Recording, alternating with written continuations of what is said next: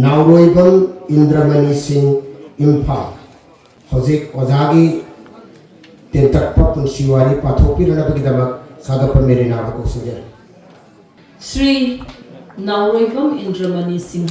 ख्रिस्टकुम लिसिंग अमगा चामापनगा यांखै मरिगी जनवरी की कुंट्रा माथोइदा सगोलबन नाउरेम थोम फुमन थेम लेकाय इम्फाल पोई अपोपोगी मिंग नाउरोइबम गोकुल चांद सिंह अमदी अपोपोगी मिंग कोनसम निंगोल कामिनी देवी कोई नाउरोइबम इंद्रमणि पुना यूनिवर्सिटी की एमए हिस्ट्री नि महाक मणिपुर की सकनारब पंडित अमोइना मियाम ने कई थनरिब मिसक अमनी नाउरोइबम इंद्रमणि मणिपुर सरकार की department of art and culture की मखादा आर्काइविस्ट अमोइना थौ पुरमलगा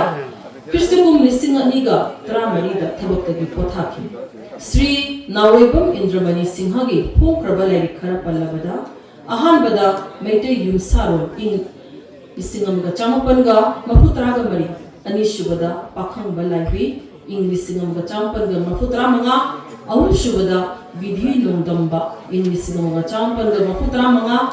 मरीशुबदा पेलोल तंथा इंग लिसिंग अमगा चामपनगा मफुतरा मरी मफुतरा निपान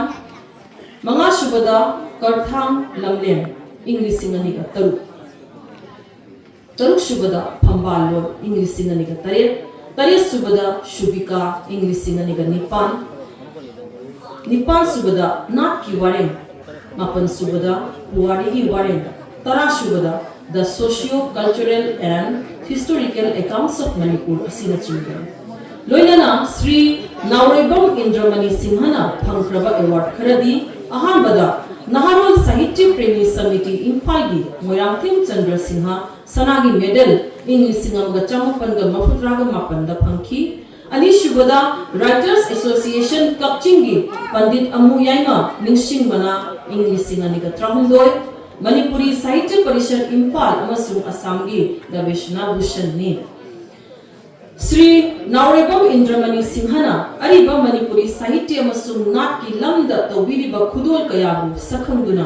Barack museum and library Cachar Assam Manipuri cultural forum Assam अमसुंग department of Manipuri Assam university सिलचरना निंथो खोंजम खेलचंद्र सिंह निंसिंग सेल की मना आसी पीदुना इकाई खुनबु उच्चरी लोइनना निंथो खोंजम खेलचंद्र सिंह उरिपोक निंथो खोंजम लेकाई इम्फाल पोई नहोंगना मसक तात्रबशु मणिपुरी इतिहास साहित्य अमदी संस्कृति की पंडितनी थांगता अमदी ज्योतिष शास्त्र की गुरुनी भारत सरकार ने पद्मश्री अवार्ड अमसुंग साहित्य अकादमी फेलो पीदुना इकाई पुनबिखी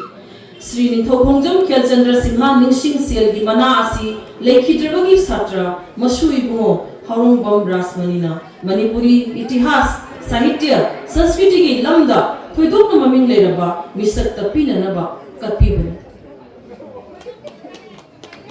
थागसरी हौजिक इकाई खुनदरिबा ओजा नाउरोइबम इंद्रमणि सिंह की मफमदा सिनगदोरिबा अवार्ड असी ngasiगी गेस्ट पुलिसाबम बिरमणि की मफमदा ओजागी अवार्ड असी सिनबि वदना ओजा बिरमणि मफमदा नरुम नागचरे